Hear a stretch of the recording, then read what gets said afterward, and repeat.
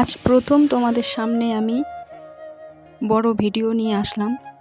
কোনো রকম ভুল হলে আমাকে তোমাদের পরিবারের কনিষ্ঠ সদস্য ভেবে ক্ষমা করো। সবাইকে আমার তরফ থেকে শুভ দুপুর। আমি তো খুব ভালোই আছি, আর তোমরা কেমন আছো আমাকে প্লিজ জানিও। আজ বাড়িতে অতিথির আগমন হতে চলেছে, তাই খাওয়া দাওয়ার অনেক রকম ব্যবস্থা করা হয়েছে।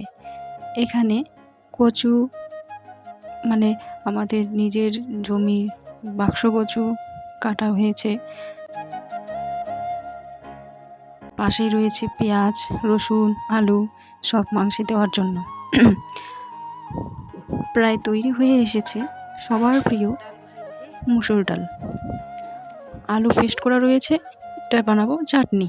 আর তোমরা কি জানো আলুর চাটনি কত টেস্ট হয়?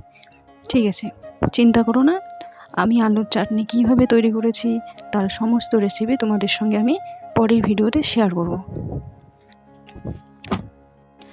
আর পাশেই রয়েছে নানা রকম রান্না করা সবজি, যেমন মাছের নানা রকম আইটেম রয়েছে, তরকারি, মানে যেটা একটু আগে তোমরা সবাই দেখতে পেয়েছো নিশ্চয়ই, কচুর সবজিটা কাটা হচ্ছে, তো সেটারই সবজি তৈরি হয়ে গেছে।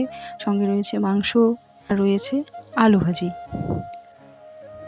তো চলো, আজ আমার পরিবারের বড়দের প্রণাম ও ছোটদের ভালোবাসা জানিয়ে আমার ছোট্ট ভিডিওটি এখানে শেষ করছি। Bye bye.